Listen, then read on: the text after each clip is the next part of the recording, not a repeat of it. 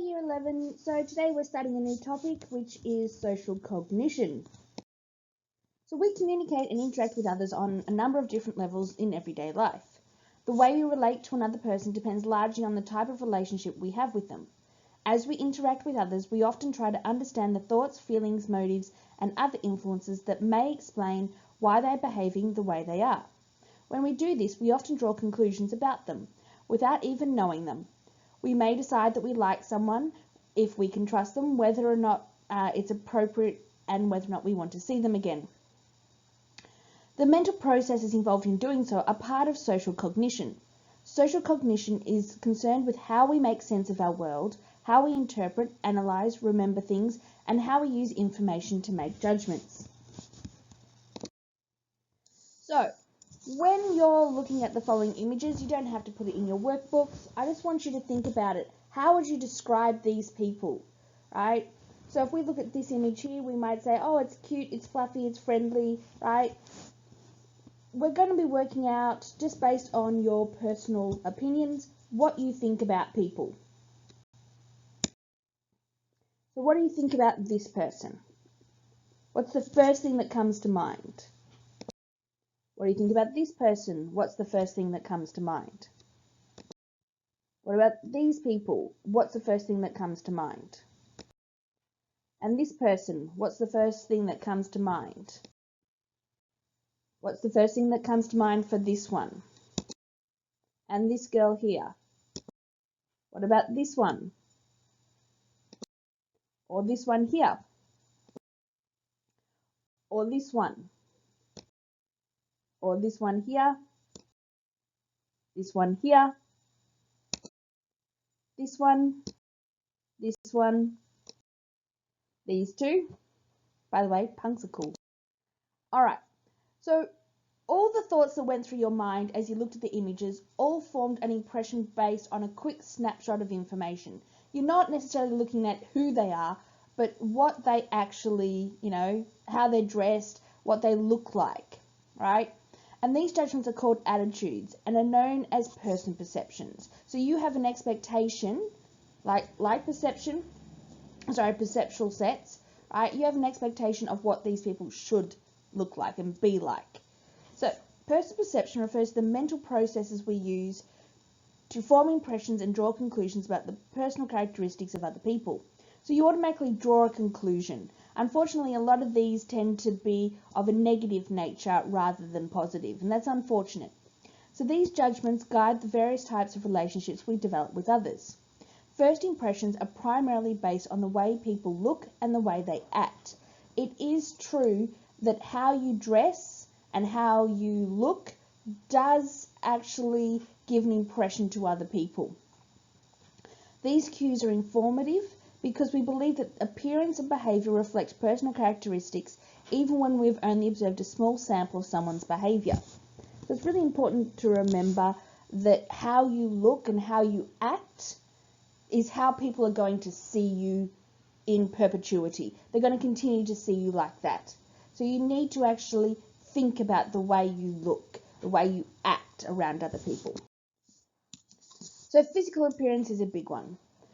Research has shown that people who we find to be attractive are perceived as being more warm, intelligent, outgoing, and socially skilled as opposed to unattractive people.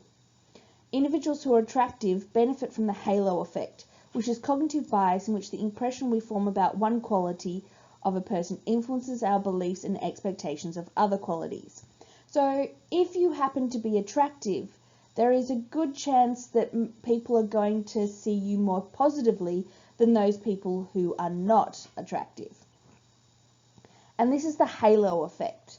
So you're essentially only attributing good things about them rather than bad. So the perks of being attractive. Attractiveness is a reliable predictor of whether we want to date someone. Strangers are more likely to stop and help an attractive person versus a less attractive person. And there are so many studies that actually prove this. More attractive people tend to be given higher salaries, sad but true. People are more likely to give someone the benefit of the doubt if they are attractive. If a male has a baby face, that means that they are naive, honest and kind, but is judged as being weak. There's even been some studies taken about the amount of time babies will actually look at people, and they found that babies will look at attractive people more than they will look at not attractive people.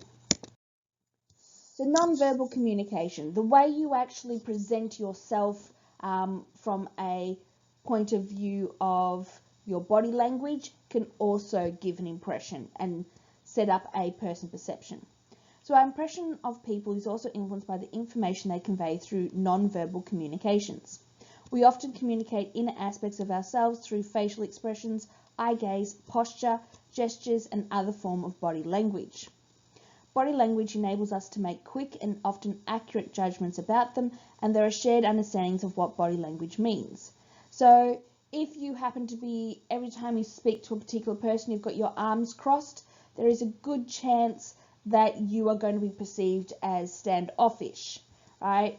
Yeah, I'm not allowed to say that. But anyway, so for example, tapping fingers whilst waiting is impatience, winking at someone is familiarity, raising an eyebrow is disbelief, scratching your head, right, means you're puzzled. You tend to form an impression of people based on what their body language is also telling you.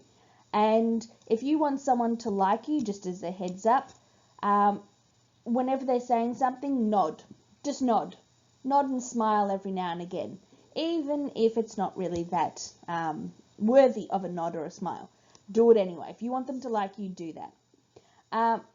You can also do other things in order to work out and give that impression of whether or not you like someone, but we'll get to that point later.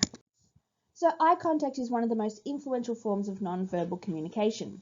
If someone establishes eye contact with you, it is a sign of interest and attention, or avoiding eye contact could mean that you are shy, embarrassed, or shifty. If eye contact is maintained for most of the time, a person is perceived as being honest, friendly, and likable. However, too much eye contact can be perceived as staring, uncomfortable, and unpleasant. So you need to take this into consideration when you are talking to people, especially in an interview. There should be an equal amount of eye contact versus non-eye contact, especially when talking. Try not to stare, but it is important, and it is the most influential form. People do form opinions about you based on how much eye contact. And this has been problematic because some teachers will actually get kids to, look at me when I'm talking to you, look at me, right? But if a kid is in trouble from certain cultures, they're actually being taught, don't look an adult in the eye, it's disrespectful. But in Western cultures, we're taught kids should look adults in the eye, or they'll be perceived as doing something bad. So it can be quite problematic because different cultures have different ideas of what eye contact should be. So take that in mind when you are meeting different people. So facial expressions. So Ackman used cross-cultural studies to investigate whether facial expressions associated with certain emotions are common amongst all people, regardless of backgrounds. Ullman concluded that all people speak and understand the same facial expressions. This universal recognition suggests that certain basic facial expressions may be part of our biological inheritance. So what they're saying is all faces, no matter what culture you're from, right, will have similar facial expressions no matter what. So a smile or, a laugh is universally happy. A frown is a frown, right? There's no language barrier on facial expressions, so they are always used as well. Alright, so the activities this week, you will be doing this learning activity, but what is due this week is the sensation and perception checklist for PowerPoints 1 to 4. Please make sure that you get that done. It is due in on Friday. Thank you.